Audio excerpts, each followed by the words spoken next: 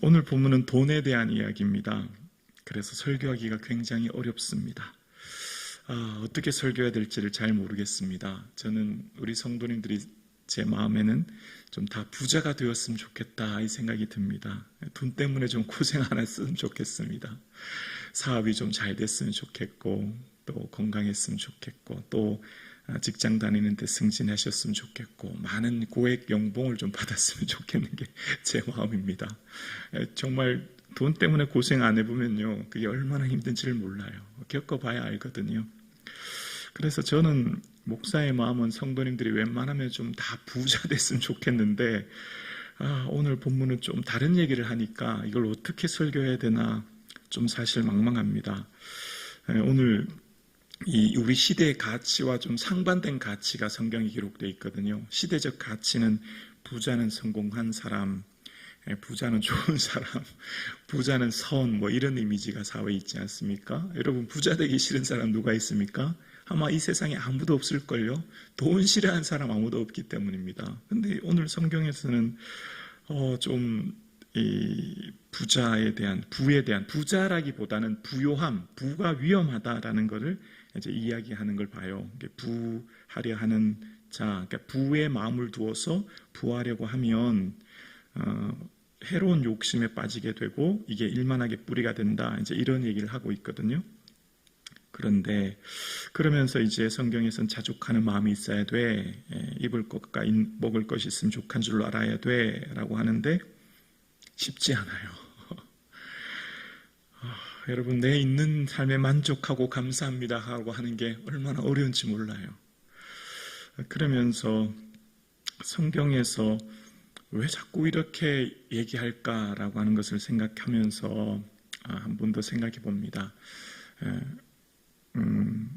세상의 부요함이 하나님 보시기에 부요함은 아니란 걸 성경은 계속 얘기하거든요. 그러니까 성경에서 부요한 것이 세상적으로 보면은 그것이 성공이고 그것이 선이고 그것이 옳음이라고 인정되는 이 사회를 살고 있잖아요. 그런데 성경에서는 자꾸만 얘기하는 게 부자라고 하는 것, 그것이 반드시 하나님 보시기에도 부자요, 믿음으로 의롭고 옳다라는 얘기를 잘 하지 않은 경우가 좀 많거든요. 뭐 예를 들면 라오디게아 교회 같은 경우도 나는 부자다, 부족함이 없다 이렇게 얘기하거든요. 그 교회 자체가 부유한 교회였기 때문이에요. 근데 하나님은 오히려 내 가련한 것, 가난한 것, 눈먼 것을 알지 못한다 이렇게 얘기하면서 사회적인 부유함과 하나님 보시는 부유함은 차이가 있다, 뭐 이런 얘기를 자꾸 하시거든요. 그래서 이 부요함이 오늘 성경의 본문에 얘기하는 것은 매우 위험하다, 회로운 욕심으로서 우리를 근심에 빠뜨린다 라는 얘기를 계속하고 있는 것을 봅니다. 그러면서 이 부요함이라고 하는 그 자체가 성경에서 얘기하는 이 부요함이, 오늘 우리 시대의 부요함은 이 우리의 삶을, 미래를 보장하고, 그러니까 어떤 부요함이 있으면 내 미래의 안전, 생명의 연장 뭐 이런 것을 보장해 줄 것 같은데, 또 성경은 그렇지 않다는 얘기를 자꾸 하거든요. 누가복음에도 보면 어떤 부자가 이제 곡식이 많아서 쌓을 곳이 없다고 얘기하면서 여러 물건을 쌓아두었으니 나는 평안하다라고 했더니 하나님께서는 어리석은 자여, 오늘 밤 내 영혼을 도로 찾으리니 그럼 내 준비한 것은 누구의 것이 되겠느냐라고 하면서 부요함이 내 미래의 생명을 연장하진 않는다, 이제 그런 얘기를 하는 거거든요. 그렇게 성경은 끊임없이 얘기하기를 부유함 자체가 내 미래의 생명을 연장하거나 부유함 자체가 하나님 보시기에도 옳은 믿음이요 부유한 사람이라고는 인정하지 않은 경우가 있다는 것을 봅니다. 그러나 그럼에도 불구하고 분명한 것은 이 부유함, 부를 어떻게 사용하느냐는 지혜죠. 부유함을 가지고 선교를 위해 사용할 수도 있고 복음을 전할 수 있고 하나님의 선한 일을 위해 분명히 사용할 수 있기 때문입니다. 부 자체를 옳고 그름을 말하기보다는 그 부유함에 빠져서 그것을 추구하다가 이 땅에서 소망을 두는 그 위험성을 얘기하는 것이라고 생각됩니다.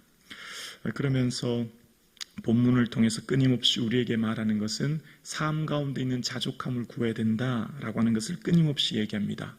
근데 저는 이게 굉장히 어렵다 생각 들어요. 여러분, 자족하는 마음이요, 여러분 쉽지 않다는 걸 느끼지 않습니까? 끊임없이 내 삶 가운데 나는 이만하면 좋게, 나는 됐어, 난 더 이상 경제적으로 어려움이 없어, 이렇게 말하는 건 사실 불가능에 가깝지 않습니까? 그래서 성경을 통해서 우리는 끊임없이 깨닫습니다. 그래서 하나님의 은혜를 구하고 성령의 충만한 은혜를 받아야 되는구나 라는 것을 깨닫게 됩니다. 마치 초대교회 오순절날 교회가 자기들의 필요를 따라 나누어주고 필요한 것을 함께 썼던 것처럼 성령의 인도하심 외에는 우리가 이 땅에서의 삶이 끊임없이 갈급함으로, 끊임없이 이 욕심으로 인해서 살 위험밖에 없구나라는 것을 생각하게 됩니다.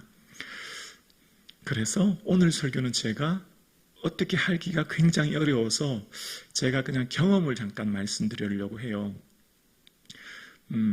이제 교회를 사역하면서 매번 느끼는 게 있는데, 부교육자와 달리 담임 목사가 되니까 담임 목사는 교회 전체를 어떻게 표현해야 될까? 책임이라고 할까요? 전체를 책임지고 한 해를 살아야 되는 부담이 있더라고요. 거기는 한 해에 대한 비전과 계획을 세워야 되고 또 그에 대한 필요한 예산 계획도 세워야 되지 않습니까? 장로님들과 함께 예산을 세우고 교회를 섬기는데, 그러다 보면 반드시 예산에 대한 염려가 생기더라고요. 어떤 계획을 세우고 선교든 계획, 비전이든 어떤 교회 목표를 세우고 가다 보면 반드시 이게 과연 잘 될까라고 하는 염려 말입니다. 이 교회의 형편으로는 할 수 없는 현실적인 어려움을 맞이하게 돼요. 현실적으로 어려운 일들이 반드시 생기고 그렇게 지내오는데, 근데 참 놀라운 것은 불가능한 일, 예산상으로는 어려워요. 우리 교회 형편이 있거든요. 우리 교회는 결코 부자 교회가 아니거든요. 그러나 지나오면서 느끼는 게 있어요. 하나님이 다 하시는구나. 하나님 다 이루어 가시는구나. 그게 어떤 일이 됐든 지나고 나면 하나님이 다 채워주시고 이루어가는 걸 경험하게 돼요. 거의 불가능할 것 같고 안 될 것 같은데 또 지나면 한 달, 한 해, 두 해 그렇게 지나는 것을 보면서 할 수 없는데 그러나 하나님께서 이루어 가시는 것을 경험하게 됩니다. 그러면서 저는 오늘 설교를 준비하면서 이런 말씀을 드리고 싶어요. 여러분, 우리의 인생이 현실적으로는 분명히 어렵죠. 우리 가정 살림 말입니다. 자녀를 키우고 양육하고 대학을 보내고 또 결혼을 시켜야 되고 또 주택을 구입했고 대출도 갚아야 되고 현실적으로 사실 어려운 가운데 우리가 살지 않습니까? 그러나 분명한 것은 하나님께서 함께 해주시고 책임져 주시고 인도해 주실 줄로 우리는 믿습니다. 반드시 하나님께서 우리의 모든 삶을 인도해 가고 계시고 함께하고 계심을 우리는 믿습니다. 그 하나님은 살아계시고 그 하나님 오늘도 우리의 삶을 인도하고 계신 것을 우리는 믿습니다.